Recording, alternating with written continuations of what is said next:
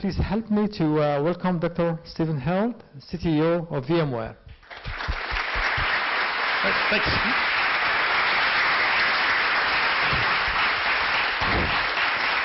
Hi. It's very strange to listen to people talk about you, sure. But I appreciate the opportunity to come here and talk about what we're up to. Maybe as a quick show of hands, how many of you have heard of VMware? Oh, that's great. How many of you use VMware software? Probably Mac users, if I had to guess. Anyway, it's really great to be here. I used to do these talks 5, 6 years ago, and like one person in the front row would raise their hand. That's very make me start by just explaining what the whole company was about. But what I thought I'd do is just give you a little bit of a flavor for what we're thinking about at VMware, a lot of things that are going on right now in the industry. And what I particularly like is, you know, in the academic world and in university, and when you're in this space, you get to use all kinds of new apps and devices. And what I found as I moved from academia into the real world, if you will, is that the whole computing environment is awful. And it's nothing as fun as what you're able to do as an individual, especially in university. So I'm actually, a lot of what I'm doing right now is taking a lot of the things that we do in our private lives with phones, with Facebook, with Twitter, with whatever it is, and try and help the world of information technology, the businesses that are running IT, understand that. So you'll see a little bit of a flavor here. I have to admit, I continually am surprised by what things are like in the business world, if you will.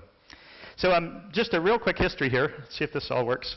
So we did start the company about 13 years ago out of Stanford, and we actually, you know, when you're in a university setting, you get 2 chances to do things differently than in the real world. You get to study history a fair amount, and you also get a chance to try things that are hard or that might not ever work. And those were really the 2 ingredients that led to starting the company. Virtualization as a concept is very old. IBM really did it in the 60s. IBM created most ideas, as you're probably learning. But what we did is we thought it'd be a cool idea from the 60s and 70s that had gone away. We actually called the original project for VMware Disco, because we thought it's this cool idea from the 70s that has to come back. So that's what we were doing there. We wanted to bring it back, except bring it to the new world where there's Microsoft Windows and Linux, and there's tons of different types of servers and PCs. And so we assumed there might be a better world for it than in a world of old mainframes that were all the same. So that's how it started. It sounds like a lot of you are a little bit aware of virtualization, but just a real quick 101 version of it. The idea is that a lot of your own desktops, a lot of servers in the real world, you install one operating system on top of it, and this operating system gets really tight. Its tentacles are all into the hard drive. And the real idea of virtualization was to cut those ties and basically make the personality of a server or the personality of a desktop be just a file. And so what we did is we take these files, and they end up having 3 key traits. One is that they are literally like files. And if you think about it, when a server or a desktop has become a file, you can email it to your friend, you can back it up, you can do all these things you're used to doing with files, but people never thought you could do them with these physical hardware things. So this basic idea of making them files has been very important. The second thing is that we've abstracted. In software, we create a machine. It looks just like a real piece of hardware, but it happens to look like the same piece of hardware, whether you're running it on a high-end IBM system or the entry-level white box PC. So by making them hardware independent, all of a sudden you can move them anywhere, and they'll just power up and run. And then lastly, for the business side of things, we can ensure that they are running isolated from one another. This little virtual machine over here can't see anything going on in the other one. If you get a Windows blue screen of death in one, it doesn't take down all the others.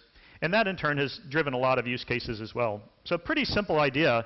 And what's been pretty exciting is that it's proven to be a Swiss Army knife in many ways. And no one ever expects all the use cases when you start doing technology. But this one truly, we started by doing one machine and making it run Windows and Linux, and that was cool. But then we realized, hey, why don't we take a bunch of machines, run them together, and do classic clustering technologies? And so what we're able to do, one of our engineers figured out, is I could actually move a live running virtual machine from one server to another, and no one out there in the rest of the world has any idea where it's running or that it actually moved. So that's led to all these other types of products where you're able to load balance as more and more people come to a website, or you're able to actually move a bunch of servers move a bunch of virtual machines down to a small number of servers and power off others for power efficiency. This core notion of moving things around has just opened a whole other set of use cases.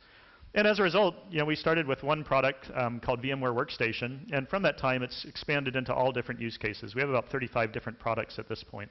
So again, a lot of startups and a lot of technology are kind of lucky and in the right place at the right time. This has just really proven to be a very broad set of technologies. And that's, very fortunately, we were in the right place at the right time, which has definitely given some just really astonishing numbers if you've been watching it for a while. We've become one of the fastest growing software companies of all time with about $2 billion in revenue last year from selling software. And that doesn't happen particularly in the enterprise space these days. And what's more enjoyable is that we've been able to build just a really fun engineering team, which I work with. We have about almost 4,000 engineers around the world at this point that are continuing to see uses for the Swiss Army knife, essentially, and going in and building them. So I have a great job is really the, the bottom line. The real dramatic thing that I found out from an industry standpoint, if you look at all of the x86 server applications that are out there, whether it's web servers or databases or anything that's out there running, as of early this year, more than half of all of them in the entire world are now running as virtual machines. And that's really amazing if you just go back in time even 2 years ago. This is clearly becoming the way that all applications, whether on VMware or not, will be deployed in the server space. And as you'll hear, I think it can happen in the desktop space as well. So this is a dramatic change going on. The result is that lots of hardware vendors are optimizing CPUs and storage and all sorts of stuff for virtualization. And that just is a nice cycle, so things get faster, more efficient. And this is just clearly the way that everything will be going as we head forward. So what's going on in the backdrop? This is where we go from the technology quickly to what's going on in industry. And especially, it's no surprise to everyone that the economy has been a bit of a nightmare, and that's caused a lot of challenges for companies. But what it all roots back to from a technology standpoint is, I don't know if you can see this picture very well, but it's a bunch of nasty wires. It actually is what VMware's first data center looked like. And it's really indicative of the bigger problem going on in IT around all the companies all around the world.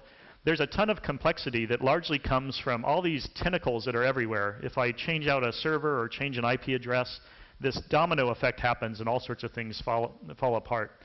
And again, this is stuff I didn't get at all until I really got in and met with companies how bad it actually is. If you look at the budget for how much money they spend on technology, about 70%, these two parts of the budget, are going just towards keeping things running. As we say, just keeping the lights on and keeping things going.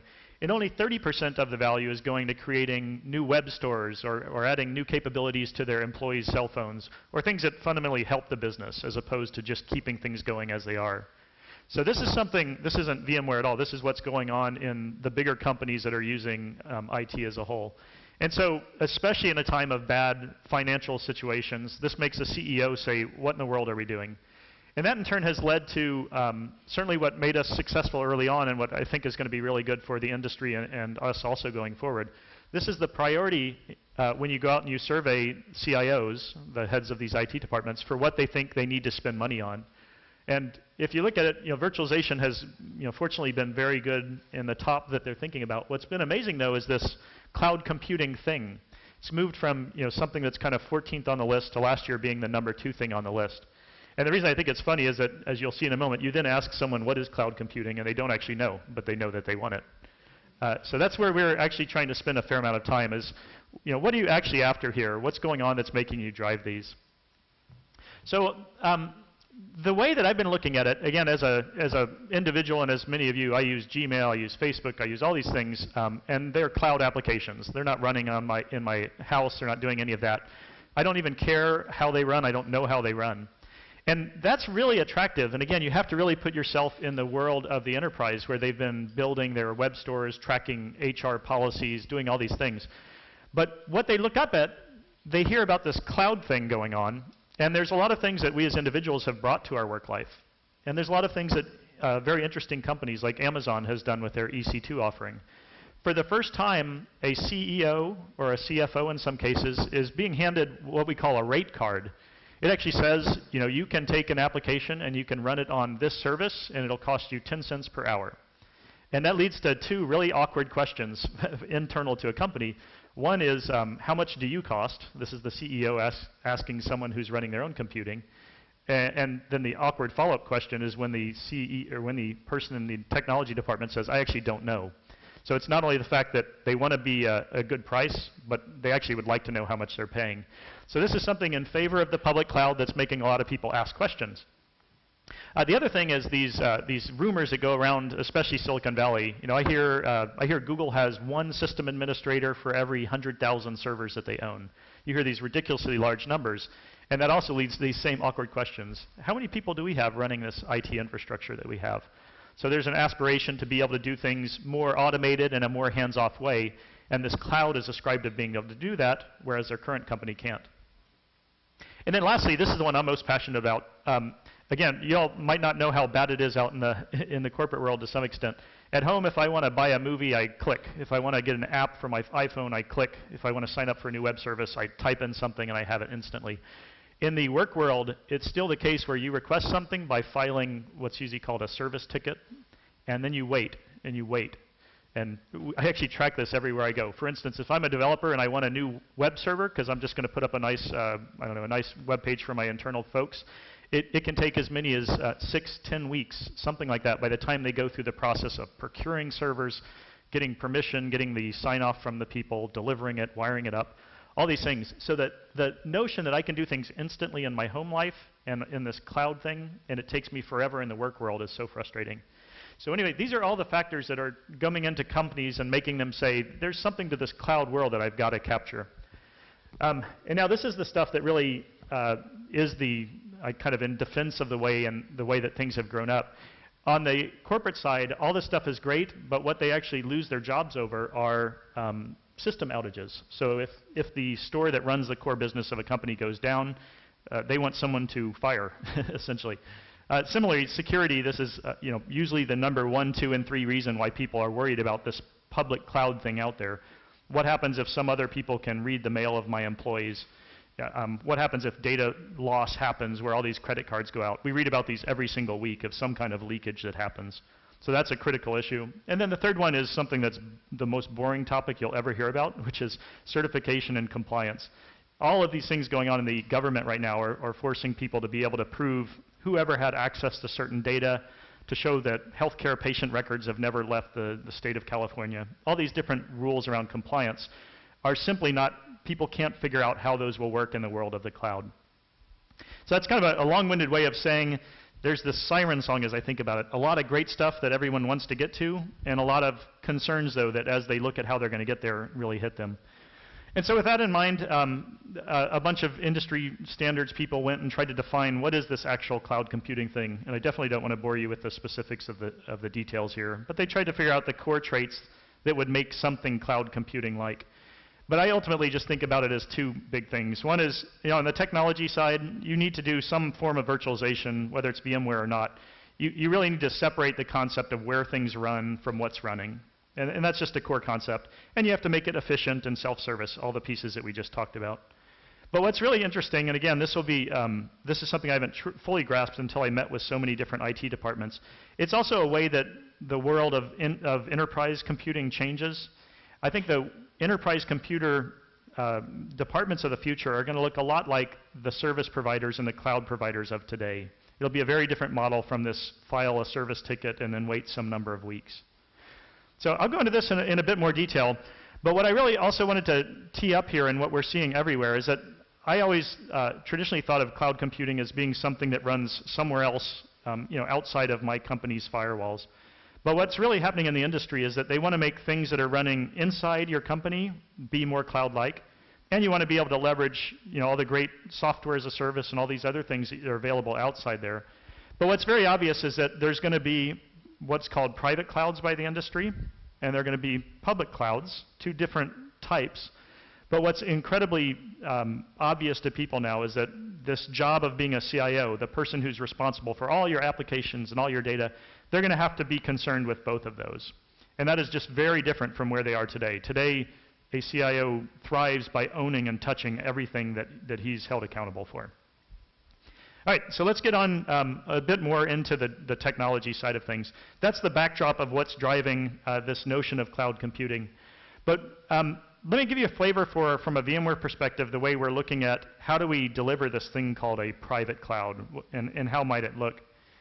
And without going into all the details of the products themselves, pretty much all of the servers that go out these days, new servers that are being delivered, are virtualized. which means they are able to have multiple workloads running on top of them, multiple virtual machines. But it also means that they are actually not individual servers. You don't think about server A that's sitting in that space in a rack. You actually think about, hey, here's a whole cage of servers I have. It's not one server, it's 10 servers, and on the aggregate they have 100 CPUs and they have 5 terabytes of memory. It's about pooling all that horsepower together and then doling it out as people need it. In contrast to what it is today is, I have one app, I need one server, and if I need a new app, I buy a new server. So that core separation of the horsepower that runs things from when you consume it is the core of these resource pools, as the industry calls them now. The other area I'd love to talk about, maybe in question and answer, is that when you recognize you're moving to this model, the way you define servers and the way you build them changes dramatically. Some of you might see the things that are going on with servers that are calling themselves converged infrastructure. What that really means is that the notion of having a storage thing over here, networking switches over here, and servers over here is changing pretty dramatically. Things are being delivered all in one box. And whether it's Oracle with their Sunwork, Cisco and EMC are doing things, HP and IBM have their own world. The notion is that if the whole world's moving to this resource pool model, you can change hardware and make it more efficient for it. So for me, coming from a place where I used to beg anyone to allow hardware to work with our product, to now having the industry designing hardware just for it, it's been a very big shift. And then the other thing I think we can talk about later if we have a little time is that even the things that aren't traditional servers, things that are doing spam prevention or load balancers or firewalls, traditionally these have been these big metal devices that you plug into part of your data center and you physically route traffic through them, and they do a lot of things. We're actually seeing, just in the last year, a world where all of these things that used to be hardware appliances are actually moving into that same software infrastructure. And we've been calling these virtual appliances, but I would predict if you look out 2 or 3 years from now, whenever people go out and buy what were traditional hardware appliances, we'll have at least an offering that is just a virtual machine that you just plug into the same environment. It's very exciting the way that's all coming together. So you have to start with this fully virtualized data center. And then on top of that is something that is, again, very obvious to us as consumers, but just not at all in the corporate world. We all use app stores of some kind now for almost anything we have. It's a place I go. I get a menu of things that I might want to do. I might even get some reviews on how well they work. And I literally click, and I can get it delivered to my iPad or to my Android device, whatever it might be. The big transformation going on in the corporate world and in the data center world is exactly the same concept. Today it used to be I would order a server and then a raw server with a network. I'd get an IP address. And then it'd be up to me to actually install an operating system, and maybe I want to write a Java application. It'd be up to me to install the app server and the Java and the JVM, that sort of thing. But what they're realizing is that in this world where, as we went back to the very first slide, where you have servers that have become files, what you can do is just create these online stores, and it's just these files that you can literally grab one, install it to a server. You don't have to install drivers, anything like that, because it is hardware independent. And instantly you're moving with exactly what you want. You're not just getting a server, you're getting the exact software in place. So this is a massive transformation on the side of companies, which I still find very amazing, just given how much we're used to it in the personal world. And then the last part is, again, something that's very different. By really focusing on the same experience we're getting as consumers around user access, companies are realizing they should do the same thing. And that certainly, as you'll see in a moment, it's about logging into a web page, seeing all the things that I might use as an employee of this company. But what's really been dramatic is this notion of chargeback. And the way the world works right now, no one really knows how to charge for all these computing resources that go on in the enterprise. Sometimes people will give you, anytime you want a new server, you just need to give me $3,000. Or they might say, we're actually building this new data center. All of these departments that make up a company, finance and engineering, each of you owe us $25,000 to help us get moving on this. What companies are being able to move towards with this new model is exactly what we're used to in the electricity business. I get a bill at the end of the month that says I use this many kilowatt hours, and I get a bill that's proportional to that.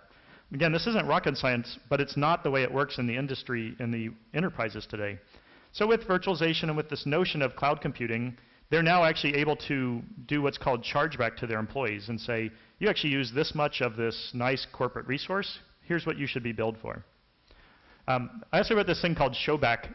This is actually something that's very funny also. And again, it didn't make sense to me much as an individual.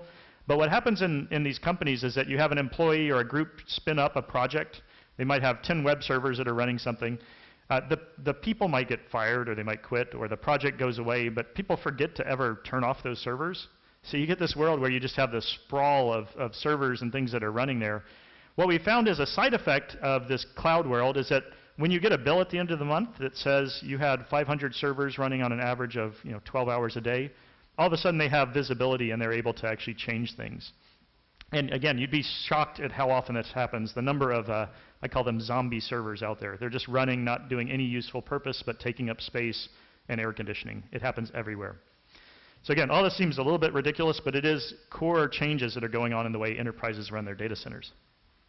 This is just a picture on how the world works in the new world. Again, this looks exactly like what we're used to as employees.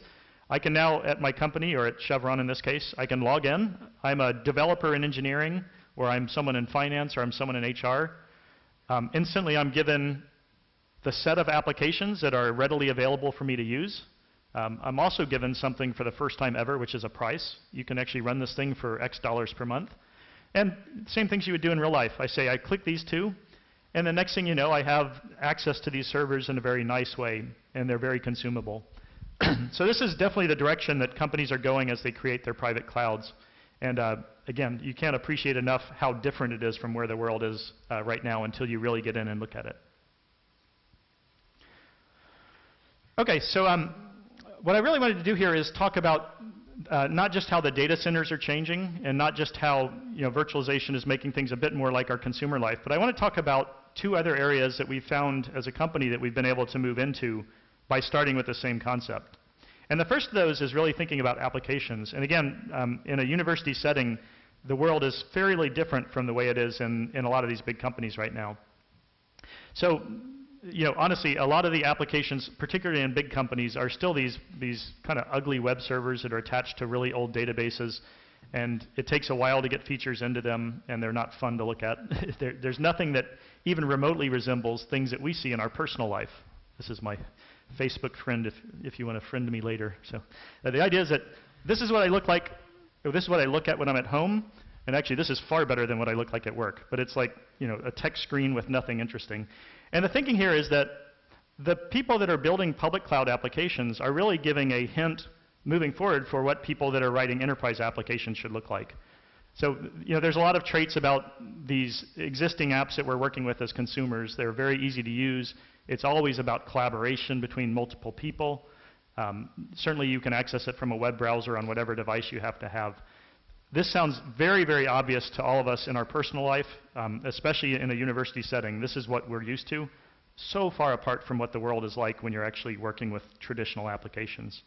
So our theory was maybe there's something in this virtualization thing that will help us accelerate the world of the enterprise and moving towards this new world of applications. And there's also something very interesting going on at the same time. I might date myself a little bit. When I was writing, learning all my application programming in school, I was writing, I'm doing system calls in Linux. I'm writing to the Win32 API. I'm actually writing pretty directly from the application to an operating system.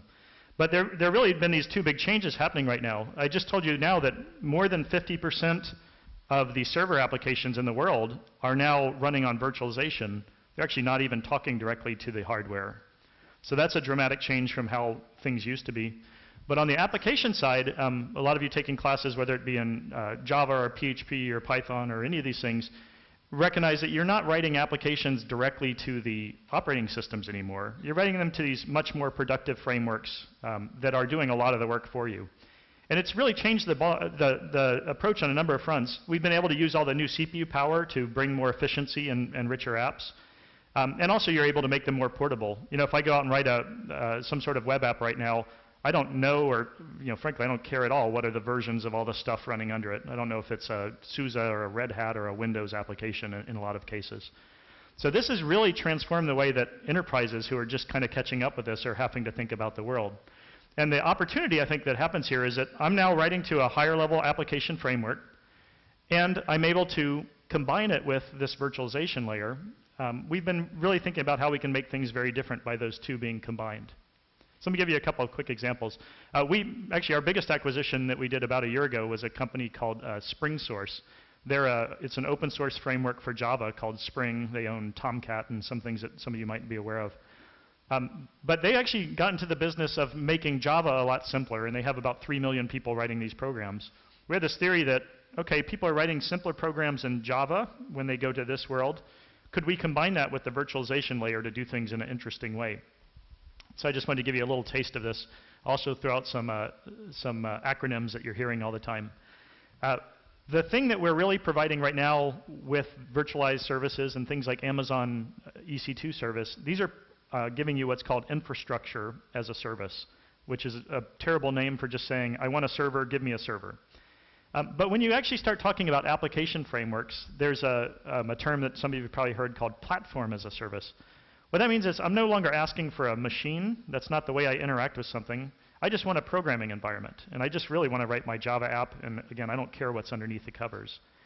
So we think that there's a world where we can change the way that enterprises build their applications to recognize that all their developers really want to do is write applications that sell more products for their company, and we have this great stuff underneath the covers to help with it. So again, let me give you just a little flavor for how things work as you get to big enterprise applications and why this might change. Let's take this for a moment. So, when we write small applications, in your programming classes or even personal things that you're doing, you don't have to think about, what happens when 2 million users hit them at the same time right before the holiday season. You're able to really just think about the logic. But when you're writing these things for an eBay or a company that has just a lot of scale, there's the logic of an application, and then there's all this gross stuff underneath the covers. There's a load balancer that chooses, how to redirect these things as loads come up. You might have 10 application servers and a few web servers underneath that. And then always the most complex piece is there's some kind of connection to a database or mini databases. So what looks like a simple application when you deploy it to scale usually has 10, 15, or 20 nodes underneath the covers. And what's worse is that when something goes down or when a big rush of people come on board, you manually go in, you add a new server, you wire it up, you maybe edit a table in a load balancer. There's all this work goes into making it be able to scale. Well, what's really cool in a virtual world is that, again, there's no physical stuff involved. For me, the equivalent of plugging in a new server and adding it to the pool of things that can serve web pages, it's literally copying a file. I can literally just clone an app server, and all of a sudden I have more horsepower. So just as one example to get you thinking, if you can really have that type of orchestration control over things that are coming out, then I can actually make a web server that's constantly tracking how long the response time is to any of us who are trying to buy something, and automatically change things on the fly to be better or worse. So if no one's actually buying stuff, I shouldn't be wasting all the space in a data center, and I shouldn't be wasting power by having servers on. But as the rush comes on board, I want to be able to handle as much as possible. And that gets to the core of a lot of the waste that goes on in companies. Almost everybody is used to sizing things for peak demand. You want to have everything in place for that great opportunity when you have a ton of people who want to buy your beanbags or whatever you're selling. And you're willing to pay a lot of the cost of having this stuff sitting there idle in exchange for being able to reach that type of users. So the real concept of this notion is I can actually have all the benefits of scaling up and scaling down very quickly. Lots of other interesting things that we think can be done in this world. Another example is that when you're watching the performance of some kind of web application that you write, it's very easy to see what part of your code might be running more than others, doing classic profiling that a lot of you do. But it's another thing to actually be able to combine the profile of where time is being spent in your program with real data about what's going on underneath the covers. How many network packets were coming in when I'm writing this piece of code? How is it accessing the disk? So another thing we're looking at is how can you give visibility into everything that's going on as you try and do this? So again, we can go into a few more examples, but the main walkaway is that if you can combine this power of these new application frameworks with new types of underlying hardware, if you will, that it's actually virtual, you can do new things. And so what we're seeing companies do now is offer up internally, if you're going to write the latest application for GE, here's something where you don't have to request a server or anything. Log into this site, upload your jar file if it's a Java application, and it'll automatically get going. And that's very disruptive for the way they do things. But what we're also seeing is that people looking to build the next generation of SaaS applications. So this will be the last AAS thing that I talk about. So most of you probably know that software as a service is yet another way of consuming something that's running out there. This is about getting servers when you want them. This is about getting a programming environment when you want it. And this is ultimately what matters, which is I just want to run an application. Gmail, I just want to get my email. I don't know anything behind the covers, but I get to it. So what we're now also seeing as a very interesting world is you can actually get all the next companies that are building these software as a service applications to use these frameworks, and they automatically get automatic scaling and all these things that they want. So we think this will be a pretty big way that people look at all sorts of new properties going forward. So I did want to talk about one other thing quickly. I don't know if any of you are using some of the platforms as a service that are out there. There's some good things that are going on. Google has something called App Engine with a few different layers of programming on it. Salesforce.com has something called Force.com, and that's a way that you can write applications for their platform. But there's been a real challenge around these notions of writing applications for the cloud, and my boss calls it the Hotel California effect. The lyrics are a little bit wrong in the song, to be honest, but he says you can check in, but you can never leave. And that's kind of what we're seeing as the real part around the cloud that's concerning people.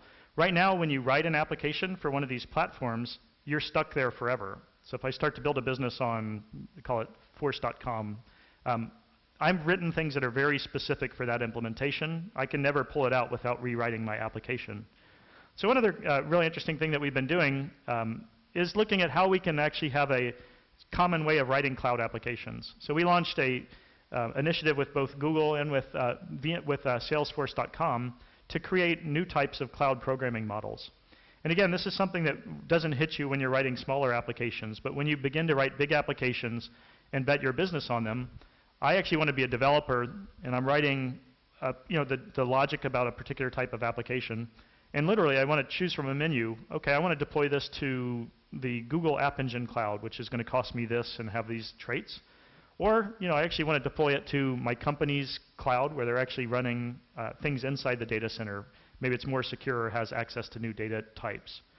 So if you think about really what's going on here, though, is the ability to abstract the logic of an application, what you're really trying to do with it, from both where it runs and how it actually is operationalized as it goes forward. And this is something that's also very disruptive from the way that people do it today. So we can go into that to a little more detail if you like. But think about it, I think about it really as virtualization just at a different level. We're abstracting the logic of an application from how and where it is actually deployed. All right, just about 10 more minutes. I wanted to touch on my favorite area, which is the thing that really touches all of us. How do I actually interact with computers myself? That's great that your data centers are efficient. That's stuff that's running back behind the firewall, and it's nice to program, but what do I use? And this is something I definitely realized as I went from my happy world at home where I had 3 phones and 2 laptops, and I literally had all these great devices. I use them however I want. Typically, you show up at a company and they say, you can use exactly this lame laptop, and it's ugly and it's slow. They give it to you, and that's the only way you're allowed to work at work. But what's very clear is that, especially now as a user, I want to use all my devices. I want to work from home. I want to work from an internet cafe. I want to work from from work certainly. And if you just look at the history of IT, there's always been the struggle. Anything that gives users more freedom is more of a pain for IT. And you'll hear about this everywhere you go. This is why they don't like all apps supported, why they have specific laptops. So we thought we could use these same techniques we learned about in the other parts of our business to attack this problem. And this is my favorite picture. This is like a lame old PC that you might get at work, probably about 10 years ago actually. But the idea is that people have really been working, and all of the IT processes that are in place focus on devices, which is really broken if you think about it. It used to be the world that, like, even if you think about the term desktop, what does that mean? It used to be you had a desk, a physical desk. There was a PC that sat on that desk, and if you wanted to work, you'd go to that desk. It's like it's a physical thing that you're going to. But obviously right now we don't go to one place. We have multiple devices, and what's very clear is we want a model where it's more focused on the human. In fact, the way we focus on this is that devices, especially these days, kind of come and go. You might have a new phone every couple of years, every year, a new laptop every once in a while, but hopefully the human stays after that. So we really want to think about a world where you're installing software, if you will, to a human, and you're not installing it to a device. So we've taken a couple of different approaches to thinking about this.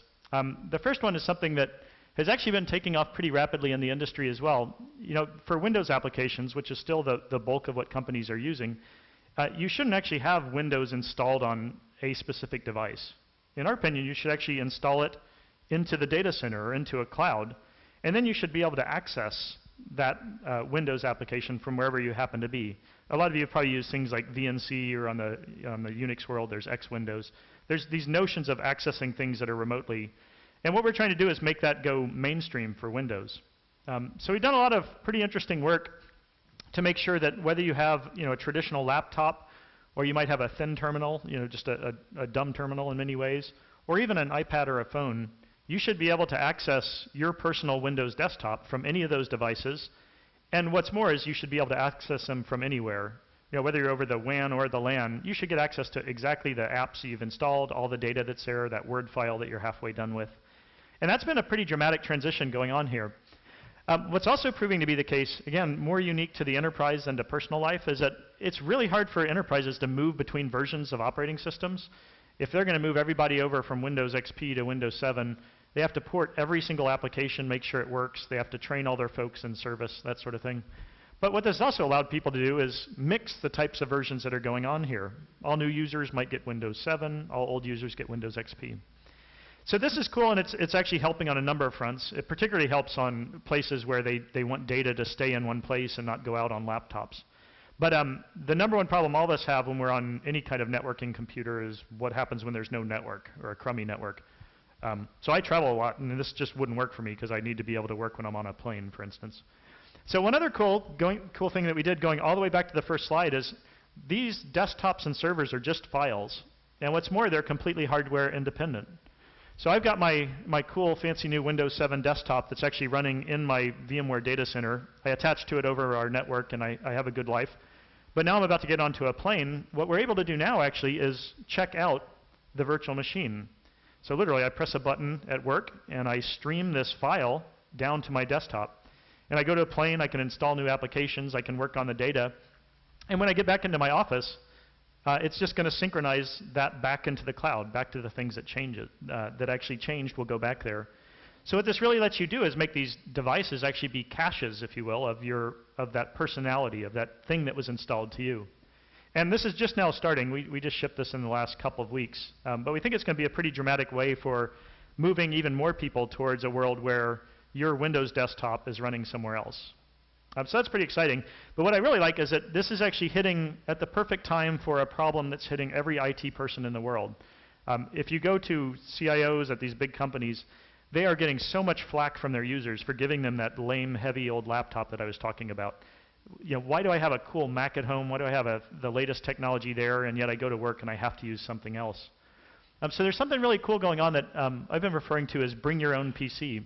Today, if you get a job, often what happens is you're issued a work-approved lame laptop. It's usually lame. And what you have to do then is get everything to work from there. This is a pain for you, but it's actually a bigger pain for the IT department. They actually maintain a big inventory of that old ThinkPad or whatever it might be. And they're responsible when it breaks or when you drop it for getting you the new one. They've all of a sudden become someone who's in the inventory business, which is just a pain. So the ideal world for the companies is that they actually give you $1,000 a year or $1,000 per 6 months to buy whatever device you actually want. And then it's up to you. You can choose whatever you want. You can go replace it whenever you want. And they'll let it work in the corporate environment. And so we see a great opportunity here. This is my, my Mac with my little iTunes world going on. But I show up at work, and they can issue me the work-approved virtual machine. So in this case, I could either attach to it over the network, or I could get a DVD with it. And now I've got my Windows 7 environment that has all my work applications. It has VPN so that it's safe access. And it does two really good things here. One is that they know exactly that when I'm touching the corporate world, it's through a world that they know how to support and that has all the stuff that matters. And what's also the case is I can now do all my fun stuff outside of this without carrying two different devices around.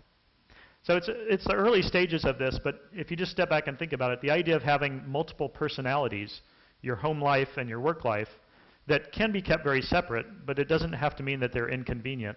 That's something we can really attack here.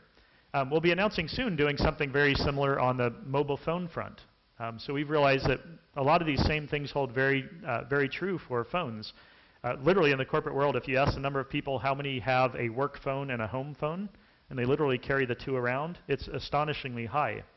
So you'll see us doing some interesting things around phones where you show up at work with your cool new Android device, you'll be issued the work-approved phone, and on the side you can have your home phone. And you actually have two phone numbers. You get like a cool ringtone if it's your home number. You get a work-appropriate ringtone if it's your work phone.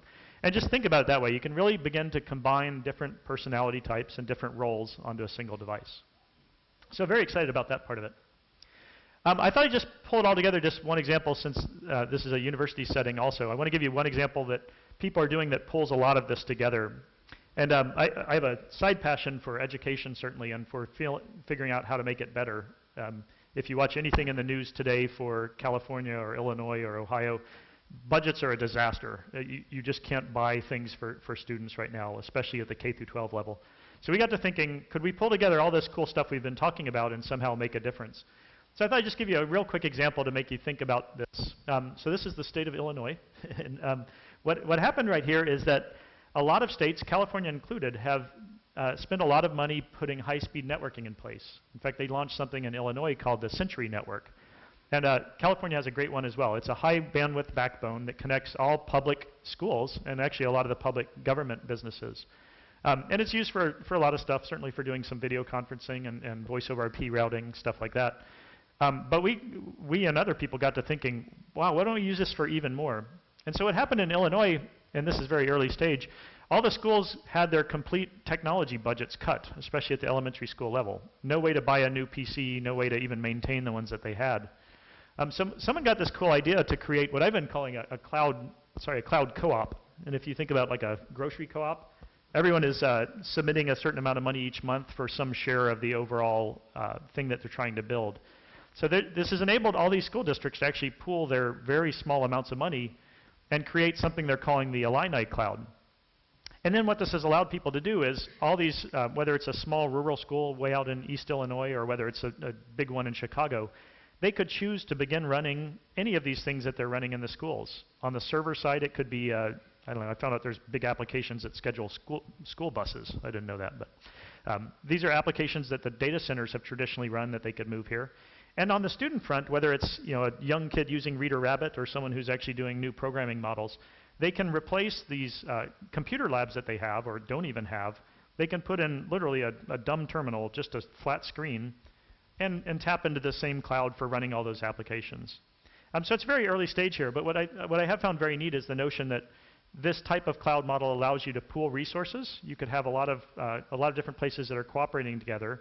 And just like any other form of economics, when you have a bigger group that's pooling their resources together, sometimes you can do something in the middle that is a lot more efficient than any one of them could do.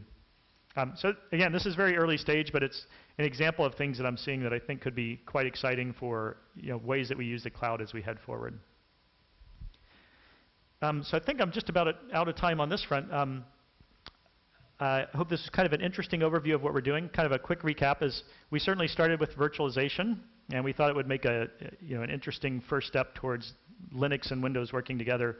But as you can see, once you build a core technology, there's really the chance to expand it to do things, in this case, not only in the data center, but in applications and desktops.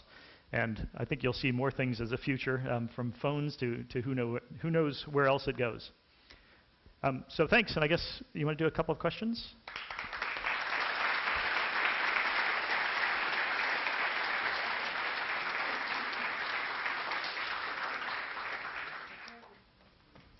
As someone whose life kind of centers around the cloud right now, I use Gmail, I use Google Calendars.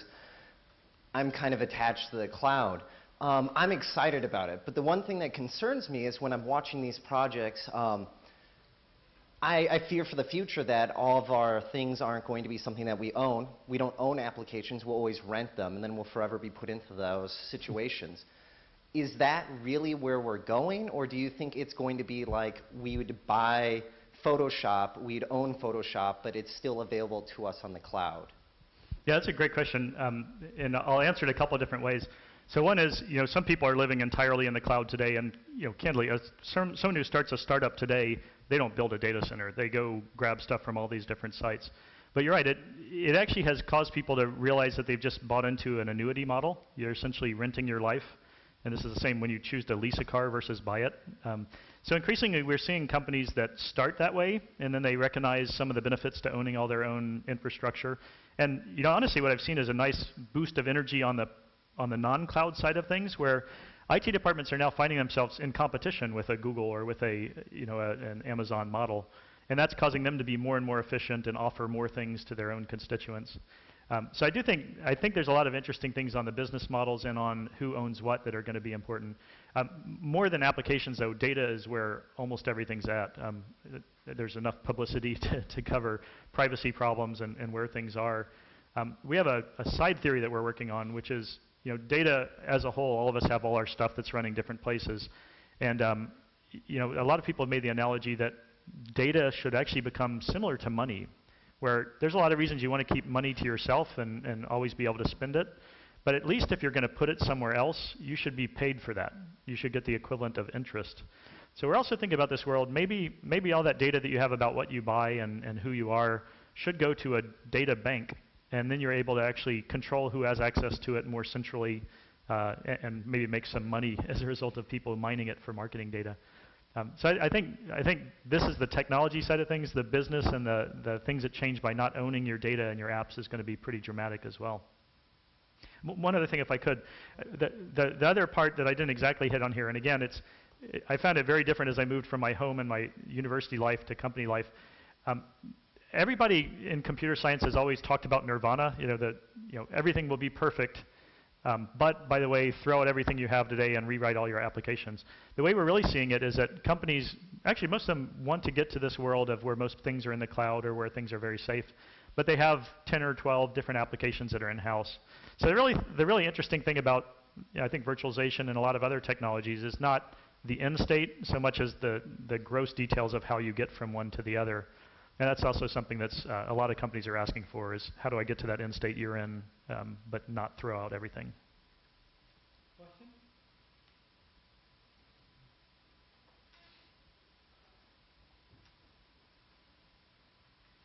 So with the release of the vCloud Director 1.0 and the vCloud API 1.0, this VMworld 2010, how has the cloud computing and the management of the clouds has changed the industry? Like how industry are using that to leverage the cloud computation and the management of it? And the second question for you is like how the student body can take advantage of cloud computing in their academic projects. We know that EC2 offers clouds to their student body with a discounted rate. So is there any project going on in VMware so that student bodies is benefited with that? Yeah, Thank you. two good questions. Let me start with the second one, which is, one reason I'm here, and a big thing that we're ramping up at VMware is our academic programs. In fact, we have some of our leaders here. We see the exact same thing. So we're actually working on a project right now that hasn't been fully released yet, which is, I'm calling it EduCloud, but essentially is just a way to offer, probably first for students like you all who are doing more engineering work. We can make it very easy to distribute programming problems as virtual machines, to submit them for your automatic grading, as virtual machines. And also, instead of having a physical lab that you have to go to, why not access that exact thing from your browser wherever you are? So we're definitely doing that. Actually, love to talk with this university in particular about some programs we might try. The other one is, so very deep in our product set. We have like a lot of companies, we have a fairly big user conference, and we just launched a big set of things for us, which is really around delivering this model that we talked about here. Again, most companies don't have any notion of an app store. Most companies don't have any notion of letting a user actually type in a password and be presented with a set of things they could do. So we did launch something that you referred to called, we call it vCloud Director. And if you haven't noticed, everything VMware ever does has a V at the start. So you can always tell what we're up to there. vCloud Director is exactly what we're shipping to companies that want to offer up this cloud service, kind of like that Chevron picture that we showed. Now, one just quick side point that I didn't go into here. Our strategy is actually kind of interesting. We have about 190,000 different customers, from jelly makers to car manufacturers, that are running data centers based on VMware. But more interestingly is that we're getting a lot of these big telecom providers and folks like Verizon who are building public cloud services based on the VMware technology. So we have this great theory that we're panning out right now, which is what if I could just make a user not have any idea if they're running in their company's private cloud or their public cloud, and they'll have this exact same interface like we showed you on Chevron. So we're really working on what's being referred to as the hybrid cloud and abstracting completely from a user where their stuff is actually running. And that's a key part of the vCloud Director as well. I have one question. I started to use the virtual machine quite a while ago when it was available in the IBM environment. So obviously, make a lot of progress today. I have a question here. Is that you were talking about the software applications, right? So it can be integrated with the cloud. However, let's say we have a situation. One application was initiated, and then apparently there's an error in that application, and was not detected. And then the application got duplicated through the different kind of virtual environment, and have multiple users started using it. So they all have this kind of error in their application. How do you control to eliminate those kind of errors? What kind of thinking, currently is being used? Yeah, I think the question was, so how could we help with application correctness? And I guess also, I think you're implying that if you distribute one virtual machine, it could virally become a lot of different ones. It's actually, so I certainly on the engineering side came from system programming, where I was thinking, how could we make programs run better in this world? There's a couple things I'll throw out that you can see if they answer the question. One thing I found, for instance, every virtual machine in the world running on VMware in Windows has the exact same hardware, virtual hardware, if you will. So one example of how things have worked out well is that the drivers in Windows that talk to our virtual hardware are the most heavily used drivers in all of the industry. Every single virtual machine is talking through this particular SVGA driver or whatever. So we've actually found that the drivers themselves that are used in virtual machines have been more correct than those that are written to physical hardware. So that's helped correctness in general. But what's more interesting is we do think virtualization at the very base level is really neat, because you see every single thing that goes on anywhere. You literally see every instruction, every interrupt that comes in. And you can do things in that world that really help on correctness that you can't do in the real world. An example, if any of you are doing any types of parallel programming, the lack of determinism in an application is a big pain. They call these things Heisenbugs. You look at it and it goes away. You can never reproduce it. In a virtual world, you can actually make things completely deterministic. And so we've actually created debugging tools as an example. And we've even done automatic checkers that can look for race conditions, for instance, just by having sheer access to all these different events that are going on. So I'm not sure if I totally answered it, but we definitely see a world where the virtualization layer can make it more correct and can give you more tools in diagnosing what went wrong. For sure, from the system point of view, system software point of view, in order to make an application to work in the virtual environment, certainly I can see there is a necessary integration between the application and the system software on the bottom of that. They need to be work together, so you can facilitate those kind of debugging type of the processes. Yep. Let me give you one other just quick example. This is a really fun thing that we do as well. So the bane of existence is a customer who says, I have a problem with my application, and you'll never find a support world that doesn't say, well, I can't see it here. So another example that we've been able to do is someone's running something in a virtual machine at an application level. They report a blue screen of death or an assert fail or something like that.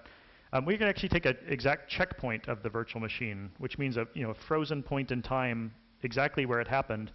And rather than calling into a support desk and saying it dies when I do this, you can actually send them a checkpoint of your virtual machine. And so what it's actually done too is allowed people to find really latent problems and debug them just by getting the exact scenario that failed over to the developers who are working on it. So it's a really neat area. I'm optimistic. I agree. Yeah. On the second to last slide, you were mentioning you applied that cloud to the state of Illinois. I just wanted a question. Do you know if this cloud will have will differ in a significant meaning when it's applied to other U.S. states? Yeah, in fact, we talked about this. We had the California Secretary of Education over to VMware last week, and she was livid that I would use an Illinois example. Let me just give you two other pieces of color behind it that, again, are very non-obvious to me when I got started. So one is that in general, teachers don't like to be told what to teach. Maybe I could, I could get the instructors here to confirm that.